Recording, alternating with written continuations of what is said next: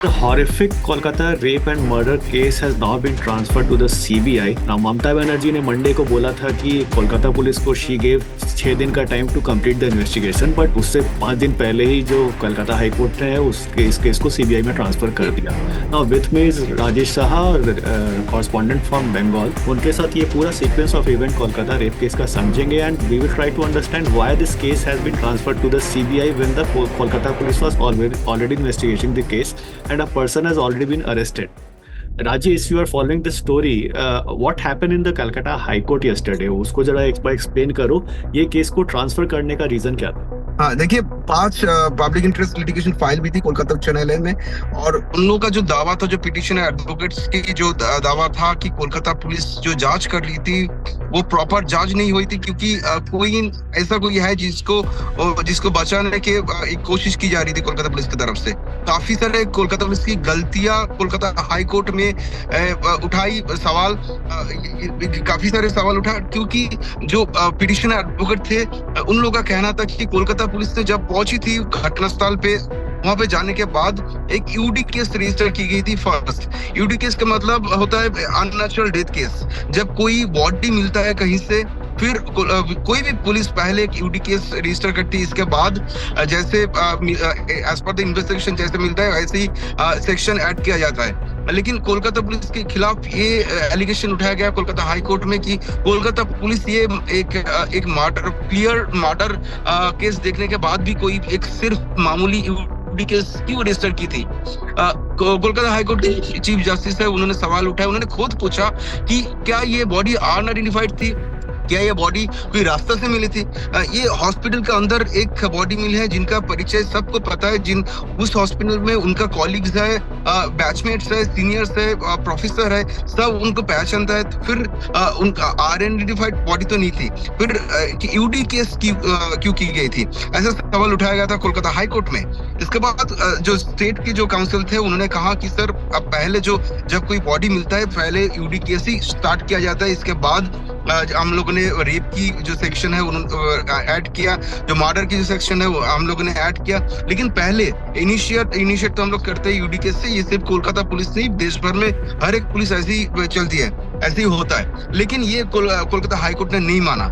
इसके बाद जो पिटिशन एडवोकेट है ऐसा दावा किया कि हॉस्पिटल की जो प्रिंसिपल थे डॉक्टर घोष, उनको बचाया जा रहा है क्योंकि उनको अभी तक बुलाया नहीं गया, उनको अभी तक इंटरोगेट क्यों नहीं किया कोलकाता पुलिस ने, उनको सेफगार्ड किया जा रहा है. और वो इतना पावरफुल है, इतना इन्फ्लुएंशियल है, that's mean politically influential person है, जिसलिए उनको बचाया जा रहा है, उनको सेफगार्ड दिया जा रहा है कोलकाता पुलिस की तरफ से. ये जो स्टेट के काउंसिल थे उन्होंने कहा नहीं, अभी तक सीसीटीवी के सूत्रों से जिन लोगों का नाम सामने है उन लोगों को बुला के पूछताछ किया जा रहा है, लेकिन प्रिंसिपल का फुटेज हम लोगों को नहीं मिला सीसीटीवी में. लेकिन जब मिलेगा, जब उनका कोई इन्वॉल्वमेंट मिलेगा, उनको जरूर बुलाया जाएगा. लेकिन कोलकाता पुलिस के सूत्रों के मुताबिक उनको परसों बुलाया गया था, परसों नोटिस दिया गया था और कल बुलाया गया था, लेकिन उन्होंने नहीं गया. ऐसा दावा है कोलकाता पुलिस के सूत्रों से. इसके अलावा ऐसा भी कहा जा रहा है कि विक्टिम के फैमिली को फोन करके इंटीमेट किया गया था कि आपके बेटी अभी उन्होंने सुसाइड कर ली है. तो ये लेकिन उन्होंने जब फैमिली वाला जब हॉस्पिटल में पहुंचा, फिर 3 घंटा उन लोगों को इंतजार करना पड़ा बाहर. 3 घंटा बाद उन लोगों को जाने दिया गया था. तो ये इनका ऑपरेशन का भी कुछ सवाल उठाया गया था. लेकिन स्टेट की तरफ से कहा गया था कि ये फोन किया था हॉस्पिटल के जो असिस्टेंट सुपर है, उन्होंने फोन करके कहा कि सुसाइड के बारे में, कोलकाता पुलिस नहीं. और उन फैमिली वालों ने जब हॉस्पिटल पहुंची थी उस टाइम फॉरेंसिक एक्सपर्ट्स थे अंदर, जो फॉरेंसिक एग्जामिनेशन किया जा रहा था. उसी जो एग्जामिनेशन के दौरान किसी को अलाउ किया नहीं जाता है अंदर जाने के लिए, चाहे वो जो भी हो. जब ये फॉरेंसिक एग्जामिनेशन खत्म हुआ, इसके बाद उन लोगों को अलाउ किया गया था अंदर जाने के लिए. ऐसा ही हुआ था. लेकिन ये सब लॉजिक कोलकाता उच्च न्यायालय ने नहीं माना. कोलकाता उच्च न्यायालय को लगा कि ये केस सीबीआई को सौंप देना चाहिए, क्योंकि कोलकाता जिन्होंने अरेस्ट हुआ है, जिनको गिरफ्तार की गई, वो कोलकाता पुलिस की एक सिविक वॉलंटियर है. तो कोलकाता पुलिस ऐसा जांच नहीं कर सकती. और ऐसा भी सवाल उठाया जा रहा था कोलकाता पुलिस एविडेंस डिस्ट्रॉय कर रहा है, ऐसा सवाल उठाया था कोलकाता हाई कोर्ट में. तो कोलकाता हाईकोर्ट का ऐसा लगा कि ये जांच कोलकाता पुलिस ने ये जांच कोई सेंट्रल प्रोविंस को करना चाहिए, और सीबीआई का मांग तो पहले से ही था। जो पब्लिक इंटरेस्ट लिटिगेशन फाइल हुआ तो उसका पहला वाला मांग था सीबीआई को ये सौंप देना चाहिए। तो फाइनली कोलकाता हाईकोर्ट की जो डिवीजन बेंच है, चीफ जस्टिस का डिवीजन बेंच को लगा कि ये केस सीबीआई को ही सौंप देना चाहिए। इसके बाद दोपहर 3 बजे जो आदेश दी है कोलकाता उच्च न्यायालय ने, उसमें साफ कहा गया कोलकाता पुलिस को अभी का अभी ये जितना जल्द हो सके ये जांच ट्रांसफर करना चाहिए सीबीआई को। मैक्सिमम टाइम दिया गया था आज सुबह 10 बजे तक। इसी डेडलाइन में कोलकाता पुलिस को पूरा केस डायरी, सभी डॉक्यूमेंट्स, सभी सीज्ड मटेरियल्स, सब कुछ इंक्लूडिंग द अरेस्टेड एक्यूज सौंप देना चाहिए सीबीआई को।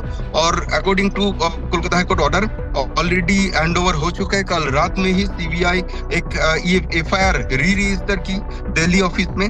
फिर दिल्ली से 7 अफसर आज कोलकाता आ चुके हैं और ऑलरेडी ये जांच शुरू हो चुका है सीबीआई की तरफ से। ये जो प्रिंसिपल है संदीप घोष, इनको लेकर के how influential this man is, क्योंकि उनका जो रिपोर्ट से कि उन्होंने रेजिग्नेशन दिया लेकिन उसको तुरंत फिर ट्रांसफर कर दिया दूसरे जगह, ये पूरा उनके how big is this person, उसके बारे में थोड़ा सा आप एक्सप्लेन कर सको तो संदीप घोष। और क्या इसमें कुछ कवर अप करने के लिए भी एलिगेशंस लग रहे हैं? There something different angle to this. देखिए उनके खिलाफ जो एलिगेशंस है, ये एलिगेशन लगा रहा है उन्हीं का जो कॉलेज है RG Kar medical college and hospital, उन्हीं का कॉलेज की जूनियर डॉक्टर्स हैं, जूनियर डॉक्टरों ने एलिगेशन लगा रहे हैं। और उनके खिलाफ पहले से कुछ एलिगेशन था, उनके खिलाफ एक घोटाला का एलिगेशन पहले से था, स्टूडेंट को कोऑपरेट नहीं करना, जो उनके खिलाफ बात करते उन लोगों को ट्रांसफर कर देना, अगर वो स्टूडेंट हो फिर उनको फेल करवा देना, ऐसा कुछ एलिगेशन लगाया जा रहा था पहले से। तो उनके खिलाफ एक गुस्सा तो पहले से था स्टूडेंट के अंदर। इसके बाद जब ये क्राइम हुई तब वही बाहर निकल गया है। और अभी जो कहा जा रहा है कि ये doctor Sandeep Ghosh is so close to the ruling party Trinamool Congress, this is the reason why the state administration is providing safeguard to him. तो उन्होंने जब इस्तीफा दी, परसों ही उन्होंने रेजिग्नेशन दी थी। इसके बाद जो स्टेट ने किया वो सिर्फ not only from the post of principal and professor, rather he resigned from the post of government doctor। फिर लेकिन स्टेट ने जो किया, स्टेट उनका रेजिग्नेशन लेटर एक्सेप्ट नहीं किया, बल्कि उनको दूसरे एक मेडिकल कॉलेज में प्रिंसिपल एज ए प्रिंसिपल भेजा गया और तुरंत उनको अपॉइंटमेंट लेटर मिल गया नेशनल मेडिकल कॉलेज में, जो कि कोलकाता में ही है। तो ये सवाल उठाया गया था हाईकोर्ट में भी कि इतना जल्दबाजी क्या था, और ये सवाल उठाया खुद chief justice of Kolkata high court ने। उन्होंने कहा, TS Sivagnanam is the chief justice of Kolkata high court, उन्होंने कहा इतना जल्दबाजी क्यों थी, उनको तो छुट्टी में जाना चाहिए था, इतना बड़ा क्राइम हो चुका है उन्हीं का कॉलेज में, उनको कंप्लेन करना चाहिए था, उन्होंने कंप्लेन नहीं किया, इसलिए पुलिस का भी थोड़ा सा लेट हुआ। फिर उनको इतना जल्दबाजी क्या था, उनको तो अभी छुट्टी में भेजना चाहिए था। चीफ जस्टिस ने पूछा क्या उनको छुट्टी में भेजा गया है, स्टेट ने कहा नहीं, उनको दूसरा एक मेडिकल कॉलेज में अपॉइंटमेंट मिल गया तुरंत।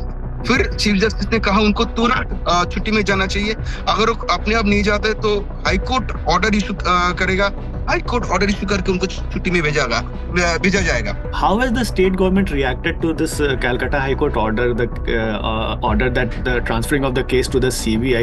ममता बनर्जी ने अभी तक कुछ उस पर रिस्पॉन्ड किया है? Because most of the leaders of the TMC, like अभी महुआ मोइत्रा से जो भी सोशल मीडिया पे कोई सवाल पूछ रहा है, she is just blocking that person. बहुत सारे जर्नलिस्ट ने उनसे ट्विटर पे सवाल पूछा, it's like she's on a blocking spree. State government का क्या अभी तक वहाँ पे रिस्पॉन्स है? देखिए स्टेट गवर्नमेंट राज्य सरकार ने पहले से ये हाईकोर्ट की जो आदेश दी है वो आदेश को स्वागत किया है, क्योंकि ममता बनर्जी राज्य की मुख्यमंत्री पहले से उन्होंने कहा था कि अगर सीबीआई भी इस केस का जांच करे तो उनका कोई आपत्ति नहीं है। तो पहले वाला दिन जब चीफ मिनिस्टर ममता बनर्जी घटनास्थल पे गई थी, उसी दिन उन्होंने कहा था कि ये केस अगर सीबीआई को सौंप दिया जाएगा तो उन लोगों का कोई आपत्ति नहीं होगी। इसके बाद कोलकाता के पुलिस कमिश्नर विनीत गोयल ने भी कहा था कि चाहे कोई भी एजेंसी इसका जांच कर सकते हैं, अगर कोलकाता पुलिस में भरोसा है तो कोलकाता पुलिस में भरोसा रखना चाहिए, अगर भरोसा नहीं है तो सीबीआई को भी दिया जा सकता है, उन लोगों का भी आपत्ति नहीं रहेगी। तो ऐसे भी जो स्टेट गवर्नमेंट की जो स्टैंड था वो पहले से क्लियर था, सीबीआई अगर इसका जांच करेगी तो पूरा कोऑपरेशन कोलकाता पुलिस की तरफ से रहेगी। Have you spoken to the students who are protesting there? Now the case has been transferred to the CBI. What are they going to continue this protest? कितने दिन तक ये protest चलेगा? Or are they like They are saying that they will go back to work now. देखिए वो लोग जो आंदोलन कर रहे हैं वो सेफ्टी के लिए, उन लोगों का जो स्लोगन है नो सेफ्टी नो ड्यूटी, और उन लोगों को काफी सारे मांगे हैं। तो उनमें से एक मांग ऐसा है कि जो ओरिजिनल कल्प्रिट है उनको गिरफ्तार करना चाहिए अभी के अभी, नहीं तो वो लोगों का जो मूवमेंट है, जो प्रोटेस्ट है वो चलेगी। अभी सीबीआई को सौंप दी गई है, उन लोगों का भरोसा तो है सीबीआई में। उन लोगों का दावा है कि चाहे कोलकाता पुलिस हो या सीबीआई हो, ओरिजिनल जो कल्प्रिट है उनको गिरफ्तार करना चाहिए।